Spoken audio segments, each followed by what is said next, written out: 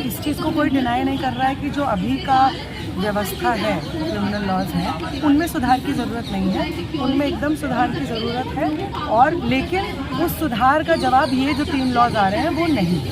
ये जो 3 लॉज आ रहे हैं ये तमाम तरीके के जो इंडिविजुअल लिबर्टी के राइट्स हो गए, डिसेंट के राइट्स हो गए, प्रतिरोध करने के राइट्स हो गए, उनको कर्व करता है। और उसके साथ साथ जिस तरीके के ड्रैकोनियन लॉज एग्जिस्ट करते हैं, चाहे वो UAPA हो या सेडिशन के तमाम लॉज हो, उन लॉज को भी ये मजबूत करता है। और उसमें जो एंटी नेशनल या टेररिज्म का भावना या जो देशद्रोह का जो परिभाषा है उसको लिया गया है, उसको कोई बदलाव नहीं किया गया है। बोल रहे हैं कि हमने मॉब लिंचिंग के खिलाफ लॉ बनाया हुआ है, लेकिन जो मॉब लिंचिंग के खिलाफ लॉ है, आज के समय में अगर मॉब लिंचिंग किसी चीज़ के आधार पे हो रही है जिसको झुकलाया नहीं जा सकता है, वो है धर्म के आधार पे।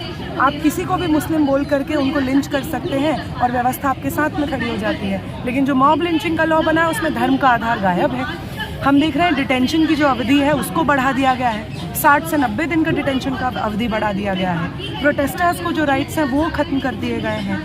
पुलिस के इंक्वायरी में भी जो डिटेनीज होते हैं उनको जो राइट्स हैं उनको ख़त्म करने की कोशिश की जा रही है। आप किसी यूनियन से जुड़ सकते हैं, नहीं जुड़ सकते हैं, आप किसी जगह पे इकट्ठा हो सकते हैं, नहीं इकट्ठा हो सकते हैं, इन तमाम चीज़ों के ऊपर प्रतिबंध लगाया जा रहा है। और पहले जो दिक्कतें थी हमारी लॉ की न्याय व्यवस्था में, उस व्यवस्था में ये दिक्कतें और गहरी होती जा रही हैं। तो क्या लगता है लगातार जो है लोकतंत्र पे प्रहार किया जा रहा है? बिल्कुल प्रहार किया जा रहा है, इसमें कोई दो राय नहीं है कि समय के साथ साथ जो भी एग्जिस्टिंग लॉज होते हैं उनको बेहतर करना होता है, उनमें चेंजेस करने होते हैं। लेकिन आप एक झटके में पूरी प्रणाली को पलट दे रहे हैं। आज के समय में ऑलरेडी इतने सारे केसेस पेंडिंग हैं, अगर मैं गलत नहीं हूँ तो 3.2 करोड़ केसेस हैं जो पेंडिंग हैं। इसी के साथ साथ आप एक ऑल्टरनेट व्यवस्था ला दे रहे हैं और 1 जुलाई से, माने आज से वो लागू हो रहे हैं। आज के बाद से आप सोचिए कि ये जो पेंडिंग केसेस हैं उनमें इंक्वायरीज कैसे कंडक्ट होंगी। 2 पैरेलल सिस्टम्स खड़े हो जाएंगे और उनमें भी पेंडिंग केसेस बढ़ते हुए जाएंगे। एक जो पुरानी धारा के तहत उनके ऊपर आरोप लगे हैं, नई धारा के तहत उन पर इंक्वायरी होगी, सुनवाई होगी। ये बहुत खराब व्यवस्था है जो खड़ा कर दिया है सरकार ने हमारे सामने। और इस पे भी अगर हम देखें तो लॉज, ये जो 3 लॉज पास हो रहे हैं वो कब पास होते हैं? जब पार्लियामेंट में से ऑपोजिशन के जो लोग हैं वो बर्खास्त रहते हैं। 140 से ज़्यादा लोग बर्खास्त रहते हैं। इन पर चर्चा कितनी होती है? लगभग 6-7 घंटे की चर्चा होती है। ऑपोजिशन बोल रहा है हमने 9 घंटे की चर्चा की, किसी को मालूम नहीं है। वो चर्चा में बाकी लोगों के जो व्यूज़ हैं, जिनको इनसे परेशानियां हैं, जो इसको क्रिटिक कर रहे हैं, उनकी तरफ से जो सुझाव आने थे वो तो आपने लिए नहीं, आपने तो उनको बर्खास्त कर दिया ये लॉज पास करने से पहले। तो ये तमाम दिक्कतें इस वक्त हम देख रहे हैं जो इस देश के लोकतंत्र को धीरे धीरे गला घोटने की उसकी कोशिश कर रहे हैं। जिस तरह से मैम 3 कानून लाए गए हैं, क्या देश को जो है पुलिस स्टेट बनाने की कोशिश की जा रही है, उसकी तरफ ले जाया जा रहा है? जो जिस तरीके का मंजर हमने CAA के वक्त देखा या कृषि आंदोलन की तरफ वक्त देखा, उस वक्त जो हमने मंजर देखा उससे ऑलरेडी एक पुलिस स्टेट की स्थापना हो गई। जिस तरीके की छवि बन के सामने आई थी दिल्ली पुलिस की, उसके कारण ही हमने ये देखा था कि कोविड के बाद जब हर जगह खुली, हम लोग बाहर जाने शुरू हुए तो हर जगह पे पोस्टर्स दिख रहे हैं दिल की पुलिस। क्योंकि दिल्ली पुलिस को मालूम है कि जनता जानती है वो दिल्ली की पुलिस नहीं है, वो जनता की पुलिस नहीं है। जो सत्ता में लोग बैठे हैं वो केवल उसकी पुलिस है, जो जामिया की लाइब्रेरी में घुस करके वहाँ पे पढ़ रहे स्टूडेंट्स के ऊपर लाठीचार्ज करती है, तभी जाके उसको हर जगह पे दिल की पुलिस का पोस्टर लगाना पड़ा। और ये जो कानून आ रहे हैं ये पुलिस को और मजबूत करती है। पुलिस को मनमानी करने पर, अपने हिसाब से टॉर्चर करने के स्कोप को बढ़ाती है। डिटेंशन की अगर आप अवधि को बढ़ा रहे हैं तो आप लोगों के ऊपर हो रहे दमन, उनके पुलिस कस्टडी में हो रही मौतें, पुलिस कस्टडी में हो रहे टॉर्चर को भी स्कोप बढ़ाते हैं उन चीज़ों का। तो जिस तरह से न्यू पार्लियामेंट का इनॉग्रेशन हुआ था उसमें जो हमारे देश के प्रधानमंत्री के हाथ में सिंबल था, तो उस वक्त हम लोगों ने तस्वीर देखा था, लेकिन अभी जो है उसका असर दिखने लगा है शायद कानून के माध्यम से। उस वक्त देखिए मोदी जो है वो, अगर आप उनके पॉलिटिक्स को भी देखेंगे तो उनका पॉलिटिक्स कभी आपको ऐसा नहीं दर्शाएगा कि वो लोकतंत्र में मानते हैं, वो लोगों की बात सुन करके सुलझाना चाहते हैं मुद्दे। वो हमेशा से ही खुद को एक राजा समझते हुए आए हैं। उनको हमेशा से लगा है कि पार्लियामेंट में जो उनके बीजेपी के लोग बैठ रहे हैं, बाकी लोग बैठ रहे हैं, वो दरबारी का काम करें, जनता का मुद्दा उठाने का काम ना करें। इस वजह से भी जो लगातार कानून आते हैं उनके अंडर, वो कानून इस तरीके से होते हैं जिसमें ना उन्होंने जो पार्टीज के लिए कानून बन रहे हैं उनका कोई सुझाव लिया होता है, ना किसी सोसाइटी समाज के अलग अलग तबकों के जो उनमें इंटरेस्टेड पार्टीज़ हैं उनका सुझाव लिया होता है, ना क्रिटिक लिया होता है। सड़क पे जो उन कानूनों के खिलाफ प्रदर्शन कर रहे होते हैं, भारी देश भर में विरोध हो रहा होता है, ना वो उनकी सुनते हैं, क्योंकि उनको लगता है कि वो राजा है। यानी देश में जो है अब लोकतंत्र जो है दिन ब दिन जो है राजतंत्र की तरफ कन्वर्ट होता नजर आ रहा है। कन्वर्ट होना इतना आसान तो नहीं है। 200 साल जो शहादत जिस देश ने झेली है, जिस देश की जनता ने वो संघर्ष देखा है, इतनी आसानी से तो कन्वर्ट नहीं करने देंगे।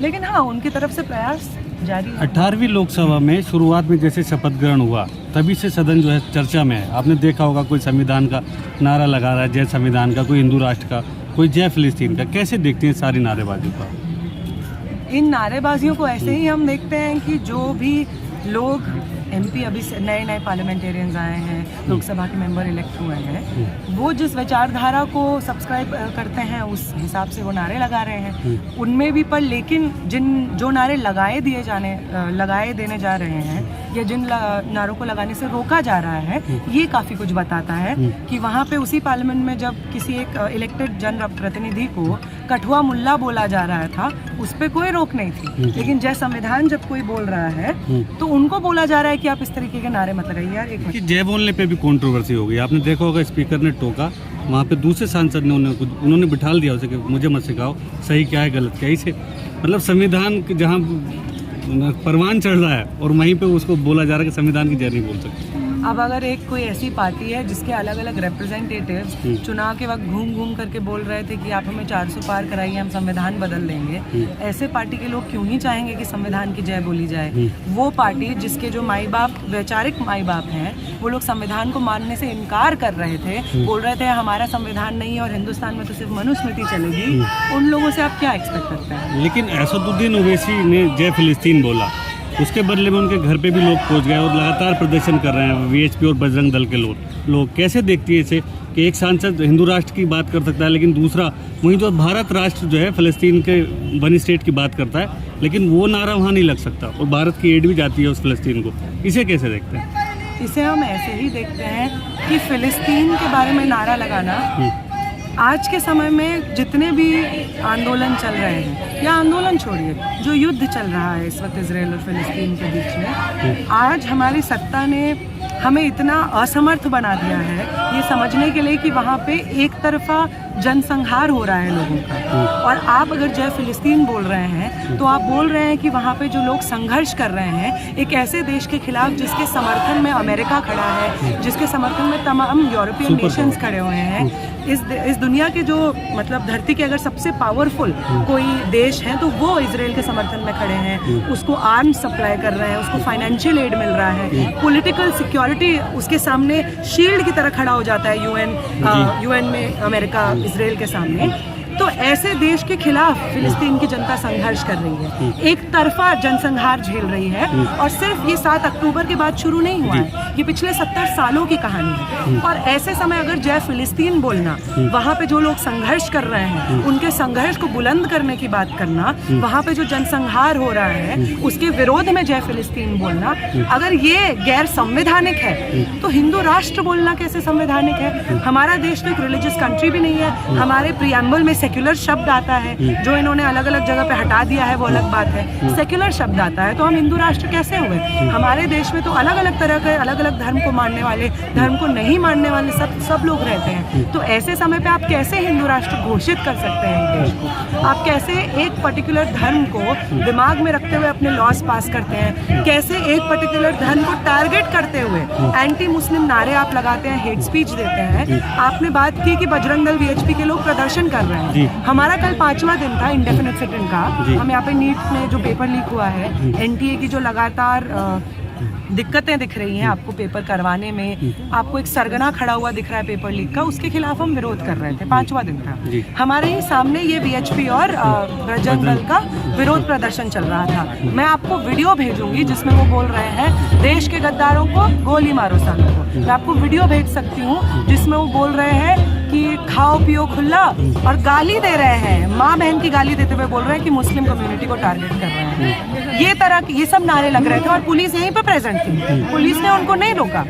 आपका विरोध हो सकता है, जय फिलिस्तीन को विरोध हो सकता है इसके खिलाफ, लेकिन आप इस पूरे मुद्दे को इस देश में एक समुदाय, एक धार्मिक समुदाय, मुस्लिम समुदाय के खिलाफ नफरत फैलाने का एक मौके की तरह देख रहे हैं। अभी भी जैसे मैं बोल रही थी कि जो कानून नया पास हुआ है, हम देख रहे हैं कि जो नए लॉज पास हुए हैं उसमें मॉब लिंचिंग के खिलाफ कानून बना है, जिसकी बहुत जरूरत थी। लेकिन उस मॉब लिंचिंग के कानून में एक बहुत अहम हिस्सा कि धार्मिक आधार पे जिस तरीके की मॉब लिंचिंग मुस्लिम कम्युनिटी के यूथ, यंग लोगों की हो रही है, वो उससे गायब है। अगर यही वीएचपी बजरंग दल के लोग जो इस तरीके का एंटी मुस्लिम हेटफुल नारा लगा सकते हैं, कॉम्युनल नारा लगा सकते हैं, इनको कौन रोकेगा मॉब लिंचिंग करने से? आपका किसी के प्रति डिसएग्रीमेंट है, ये बिल्कुल मानने लायक है, हम आपके इस डिसएग्रीमेंट के हित में है, लेकिन उस डिसएग्रीमेंट को एक एंटी मुस्लिम रेटोरिक देना, इसके विरोध में हम नहीं हैं।